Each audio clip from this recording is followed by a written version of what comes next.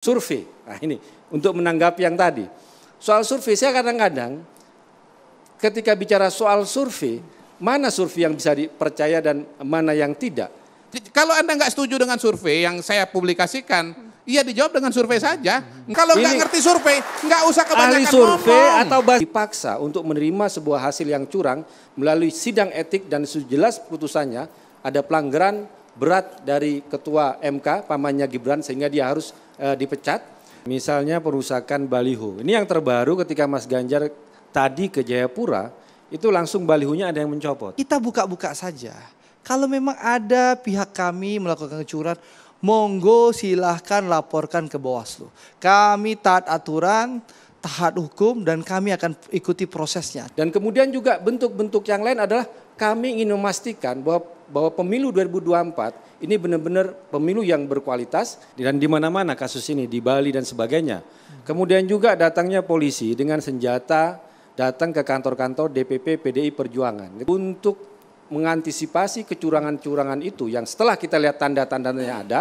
Anak TK juga sudah tahu bahwa narasinya ditujukan ke kami gitu loh. Itu sudah rahasia umum. Nah ketika tadi disampaikan Mas Kodari mau bikin yang namanya gerakan menang satu putaran. Dan nanti yang diteliti itu gerakannya itu atau gimana hasil surveinya. Kita bicara soal bagaimana netralitas seorang ilmuwan politik, seorang lembaga politik ketika dipertanyakan. Dan ini tidak hanya pertanyaan saya. Jadi begini, yang survei itu banyak lembaga.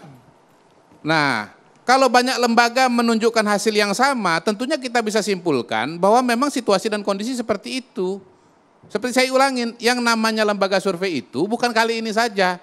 Sudah setiap pemilu ada, setiap pilkada ada gitu. Dan kenapa lembaga survei masih dibaca oleh masyarakat? Kenapa masih dikutip oleh media massa? Kenapa masih didengarkan oleh partai politik? Karena memang survei itu punya kemampuan untuk menangkap realita di lapangan. Yang terpenting adalah data itu diperoleh dengan metodologi yang betul-betul objektif, ya. Dan karena itu hasilnya betul-betul objektif.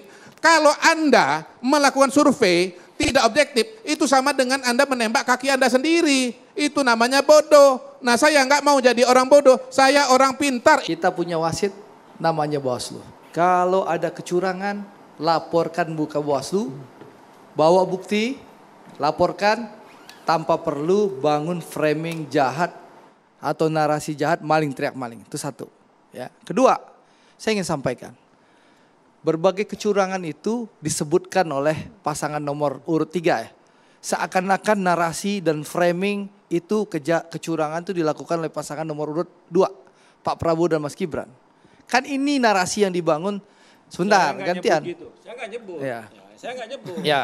Tapi kan narasi itu dibangun ya secara sistematis sejak mulai pembahasan MK sampai keputusan MK.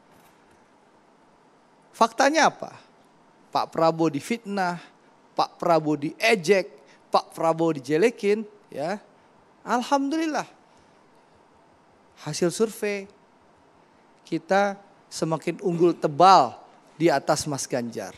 Ada deklarasi ribuan kepala desa di Jawa Timur mendukung Mas Ganjar. Mengadakan anggaplah silaturahim dengan kepala desa Juni 2023. Ya, kasih bukti. Kasih bukti bukan hoax. Nah, itu satu. Yang kedua, Mas Anies juga sempat melakukan hal yang sama. Bawaslu tuh anggotanya tiap pojok, ya.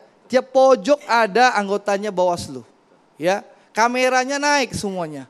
Merekam seluruh acara itu. Makanya Saudara Rahmat Bagja, Ketua Bawaslu RI menyampaikan dalam acara kemarin itu tidak ada deklarasi dukungan terhadap Pak Prabowo dan Mas Gibran.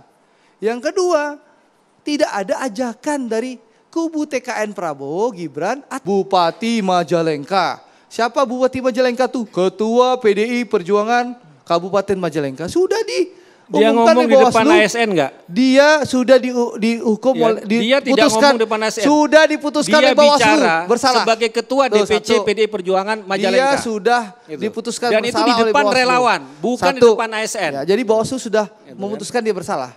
Jadi kita nggak usah berdebat.